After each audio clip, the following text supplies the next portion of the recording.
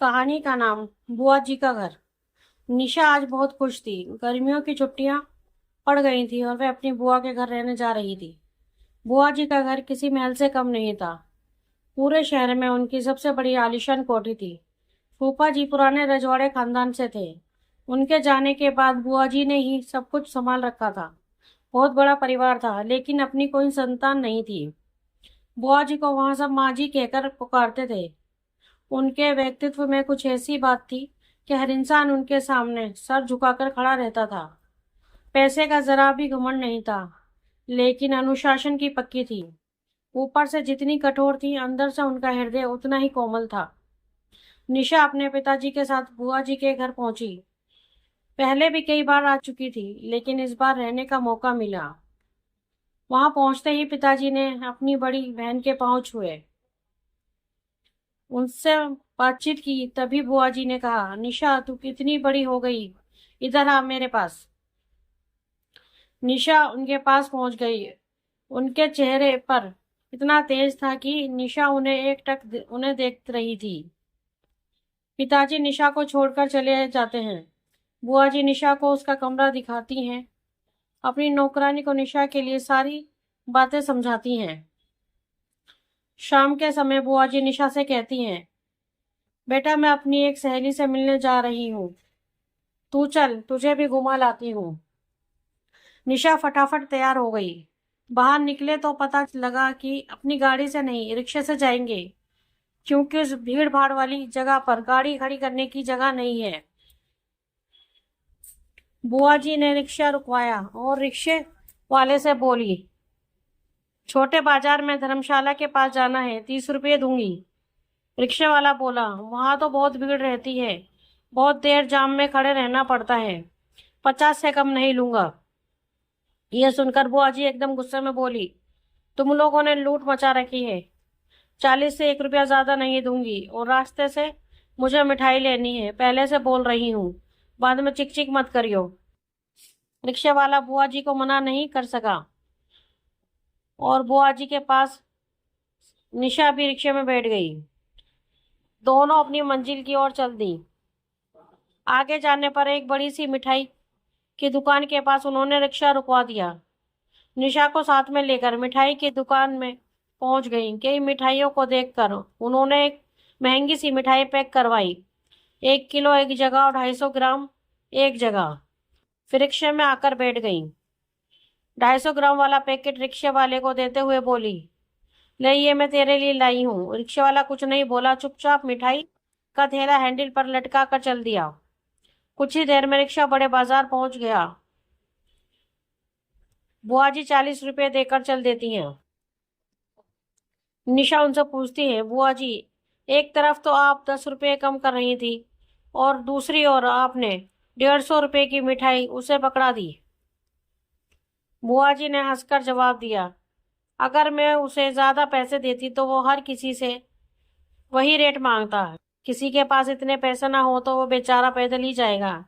रही बात मिठाई की, तो जब हम अपने लिए मिठाई लेते हैं तो इन लोगों का भी मन होता होगा मिठाई खाने का, लेकिन ये कभी उस दुकान से मिठाई नहीं ले पाते होंगे, इसलिए मैंने उसे मिठाई दी। बुआ जी की आधी बात समझ में आई, आधी नहीं आई। निशा उनके साथ घर के अंदर चली गई। टूटा फूटा घर था। आंगन में एक टूटी सी चारपाई पड़ी थी।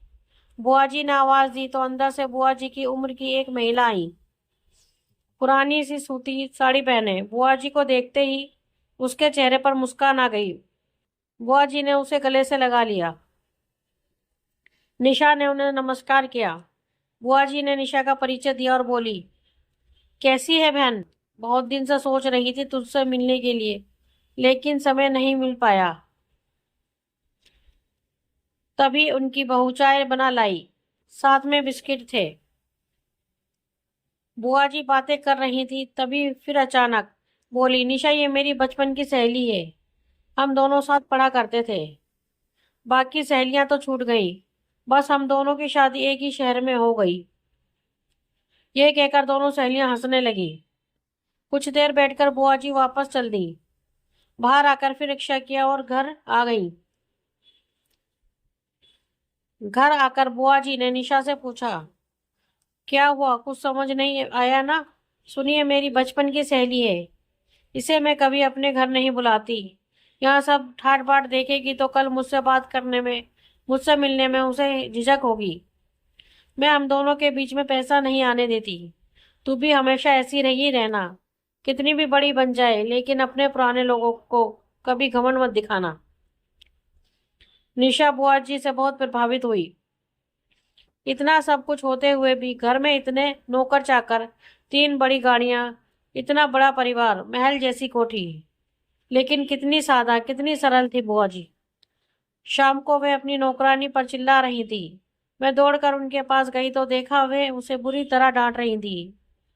मुझे देखकर बोली, देख इसकी बेटी तेज बुखार में तड़प रही है और ये उसे छोड़कर यहाँ काम पर चली आई। तेरी बेटी को कुछ हो गया तो हमें माँ पाप चढ़ा दियो। चल मेरे साथ। बुआ जी उसके साथ चल गई। निशा रात को सो गई। सुबह जब उसकी आंख खुली तो पता चला बुआ जी रात भर उसकी बेटी के साथ रही। उसे शहर के सबसे बड़े अस्पताल में भर्ती कराया गया है। अब वह ठीक है। दोपहर को बुआ जी आई और नहा धोकर सोने चली गई। दूसरों के लिए इतना प्यार, इतनी हमदर्दी भरी थी बुआ जी में, तभी सब चुपचाप उनकी डांट सुन लेते थे। वो एक माँ की तरह सबको डांटती थी। सब उनकी डांट खाकर भी वहां नौकरी करते रहते थे, क्योंकि उन्हें पता था इस डांट के पीछे कितनी ममता, कितना प्यार छिपा हुआ है। निशा 1 महीने तक बुआ जी के घर रही। 1 महीने बाद पिताजी उसे लेने आए। बुआ जी ने ढेरों उपहार निशा को दिए। जाते समय निशा ने बुआ जी से कहा, बुआ जी इस 1 महीने में मेरी जिंदगी बदल दी। यहाँ आने से पहले मैं छोटे बड़े में फर्क करती थी, लेकिन आपको देखकर मुझे पता लगा कि मैं और मेरे जैसे कितने लोग अपने घमंड में रहते हैं। मैं वादा तो नहीं करती, लेकिन आपके जैसा बनने की कोशिश करूंगी। यह सुनकर बुआ जी बहुत खुश हुई और बोली, मुझे बहुत खुशी हुई। अगली बार आएगी तो मुझे बताना तूने जो मुझसे सीखा उसे कैसे अपने जीवन में उतारा। निशा अपने घर वापस आ गई। इस 1 महीने में उसका जीवन बदल चुका था। दोस्तों, आपको हमारी ये कहानी कैसी लगी प्लीज कमेंट में हमें जरूर बताएं। ये कहानी आपको अच्छी लगे तो अपने दोस्तों के साथ शेयर करें और हमारे चैनल को लाइक एंड सब्सक्राइब करना ना भूलें। धन्यवाद।